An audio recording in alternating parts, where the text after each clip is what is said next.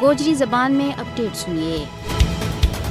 मोदी का दौरे हुकूमत में भारत में मजहबी अदम बर्दाश्त के बीच बड़ी हद तक बाद हो है। बीजेपी का इक़्तिदार में आने के बाद मुसलमाना, ईसाइयां और नीची जात का हिंदुओं के ऊपर जुल्म में बहुत ज्यादा बाद हो गई है और भारत में अकलीता के खिलाफ तशद्दुद, धमकी और परेशान करना हर दिन को वतीरो बन गया है। फाशिस्ट मोदी भारत ना हिंदुत्व की पॉलिसी के मुताबिक तश्कील दे रही है। मोदी हुकूमत की इम्तियाजी पॉलिसियों की वजह से भारतीय अकलियत लगातार खौफ की हालत के बीच जिंदगी गुजार रही है। भारत में हिंदुत्व ताकतों को सबसे बड़ो निशानो मुसलमान है। भारत में मुसलमान बिलखसूस मस्जिद और ईदगाह मुसलसल हिंदू तंजीमों का निशाना के ऊपर है और ताज़ा तरीन वाक़या में भारतीय रियासत कर्नाटक में इंतहा पसंद हिंदू तंजीमों की नज़र मुसलमानों की ईदगाह मैदान के ऊपर है और वे ईदगाह में तकारीब मुनक्कद करने की इजाज़त को मुतालबो कर रही है। हरियाणा में हिंदुत्व रहनुमाओं ने बाकायदा मुसलमानों का माशी बाइकाट को भी मुतालबो किया है। मोदी का भारत में मुसलमानों और दूजी अकलीता ना दूजा दर्जा का शहरी समझो जाए। बीजेपी और RSS भारत ना अकलीता दे पाक करण का मिशन के ऊपर है। इसी वास्ते भारत में बड़ा पैमाना के ऊपर अकलीता के खिलाफ RSS का नजरिया ना मुसलसल नाफिज किया जा रही है। हिंदुत्व